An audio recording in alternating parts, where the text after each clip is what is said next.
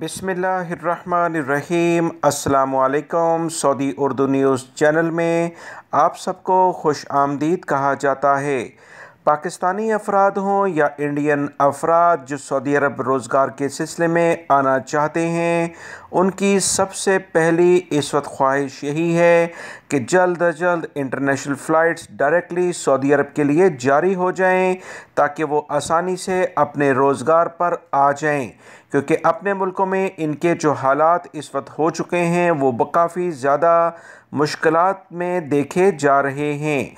ताज़ा तरीन इतलात Indian government की जानिब से आई, जो कि आपसे इस वीडियो में शेयर की जाएगी, क्योंकि इंडियन भाई मुसलसल ये सवाल कर रहे थे कि इंडिया से फ़्लाइट सऊदी अरब के लिए कब से खुलेंगी, हमें कोई इतला दी जाए।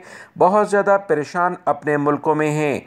ताज़ा तरीन एक इतलात इंडियन गवर्नमेंट की जानिब से जारी हुई, जिसमें director general civil aviation Indian government की जानिब से एक अहम सर्कुलर जारी कर दिया गया है, जिसमें बताया गया है कि इंडिया से दीगर ममालिक में आने जाने के लिए इंटरनेशनल लेवल पर फ़्लाइट्स कब से शुरू होंगी और इस पर मज़ीद कब तक पाबंदी बरकरार रहेगी। ताज़ा तरीन इतलात आप तमाम भाइयों से शेयर की जा रही हैं जो कि इंडिया से सऊदी अरब आना चाहते हैं। उनके लिए अहम खबर है कि joint director general Sunil Kumar, जो कि सिविल एविएशन इंडियन अथॉरिटी के एक आला ऑफिसर हैं, उन्होंने एक सर्कुलर जारी किया कि वबाई मर्ज़ कोरोना यानी कोविड-19 की बिना पर इंडियन हुकूमत ख़ुद 31 अक्टूबर 2021 तक सऊदी अरब ही नहीं, दुनिया के दीगर ममालिक से आने और जाने वाली जो भी परवाज़ें हैं उस पर पाबंदी बरकरार रखेगी, ताकि इंडिया में वबाई मर्ज़ कोरोना के जो केसेस हैं उसे कमी की जानिब लाया जा सके।